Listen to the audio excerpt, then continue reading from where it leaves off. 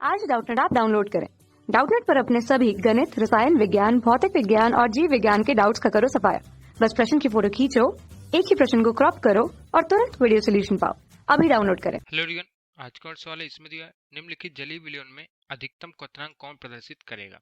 ठीक है, तो देखो क्वथनांक का मतलब क्या होता है। क्वथनांक होता है ऐसा तापमान जहां पर द्रव अवस्था वाष्प अवस्था में बदलती है।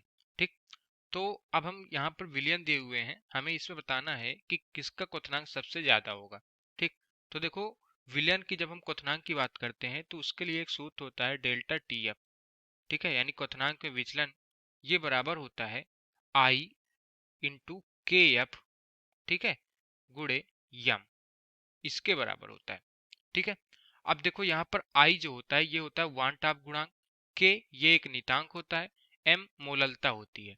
ठीक है, अब देखो यहाँ पर अब हम यहाँ से बोल सकते हैं ना कि डेल्टा टी एफ, जो डेल्टा टी एफ है यानी ये क्वथनांक, ठीक है, यह अनुक्रमणपाती होगा आई के, यहाँ से बिल्कुल बोल सकते हैं, और मोललता के, तो मोललता से हम बोल सकते हैं कि सी के भी यह अनुक्रमणपाती होगा।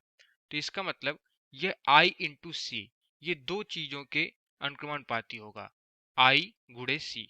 हो सकता है, बिल्कुल हो सकता है। तो यहाँ से हम देखो क्या बोलेंगे कि डेल्टा टी एफ ये आई गुणे सी के अनुक्रमणपाती होगा, यानी जिसका आई यानी वन टाप गुणांक और सांद्रता ये इनका गुणनफल ज्यादा होगा उसका क्वथनांक भी ज्यादा होगा। ठीक है, तो देखो अगर हम बात करते हैं पहले ऑप्शन की, तो पहले ऑप्शन में क्या दिया हुआ है, ये दिया है 0.01 मोलर Na2SO4। ठीक है, तो देखो यहाँ से अगर हम देखें Na2SO4, सबसे पहली बात इसका आई निकालते हैं। ठीक है, तो आई निकालने के लिए क्या करते हैं, सबसे पहले उसे उसके आयनों में तोड़ते हैं। तो क्या हो गया, 2NO plus plus SO4 2 minus.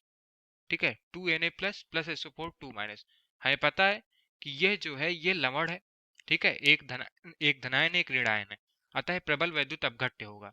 ठीक है, तो इसका जो आई होगा, आई ये आयनों की संख्या के बराबर होगा, यानी जितने आयन उतने ही इसका वन टाप गुणांक होगा।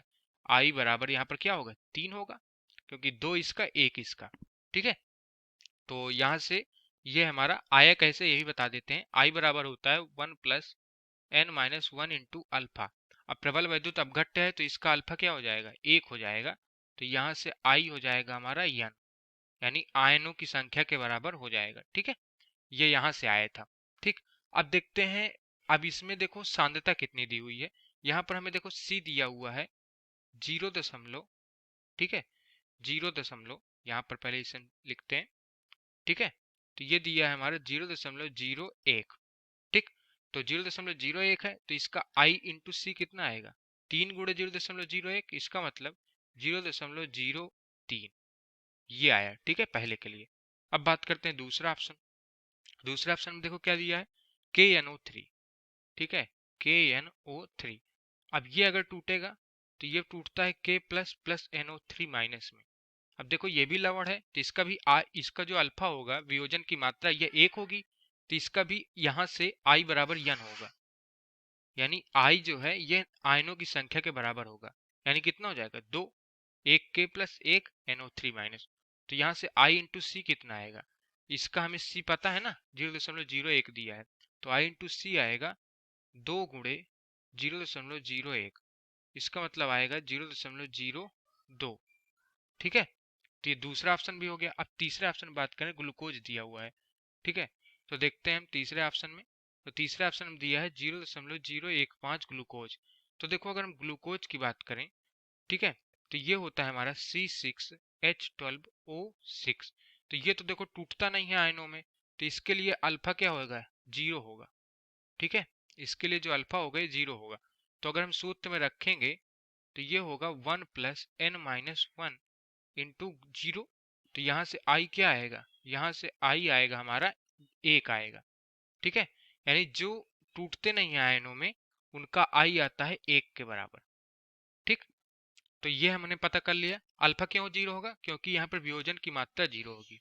ठीक है, अब आई इंटू सी क्या होगा, सी तो हमें पता है ना 0.015, तो यहाँ पर हो जाएगा 0.015 गुणे 1। तो इसका आई इंटू सी आया 0.015। ठीक है, ये तीसरा हो गया। चौथा ऑप्शन देखते हैं, चौथा ऑप्शन दिया है 0.015 यूरिया। अब यूरिया भी है, ये भी हमारा नहीं टूटता, ठीक है। यूरिया की बात करें तो इसका सूत्र होता है NH2CONH2, ठीक है। तो ये भी नहीं टूटता आयनों में, तो इसका आई क्या होगा, ये 1 होगा, ठीक है, ऊपर वाले तरीके। तो यहां से क्या होगा कि I इंटू सी हमें पता है 0.015 दिया है इसका, तो 0.015 गुणे 1 होगा, तो I इंटू सी क्या है 0.015 होगा इसका, ठीक है। अब जिसका I इंटू सी ज्यादा होगा वही हमारा सबसे ज्यादा उसका क्वथनांक होगा। तो पहला ऑप्शन देखते हैं, चौथे में पहला ऑप्शन देखो तो पहले में दिया है 0.03 है, दूसरे में देखें 0.02 है, तीसरे और चौथे में 0.015 है। तो पहले वाले का सबसे ज्यादा है ना, आई इंटू सी, अतः ऑप्शन नंबर पहले का क्वथनांक सबसे ज्यादा होगा, अतः ऑप्शन नंबर पहला सही है। Thank you. कक्षा 6वीं से 12वीं से लेकर नीट, IIT, JEE वो एडवांस के लेवल तक 1 करोड़ से ज्यादा छात्रों का भरोसा। आज ही डाउनलोड करें डाउटनेट ऐप या व्हाट्सएप करें अपने सारे डाउट्स 8400 400 400 पर।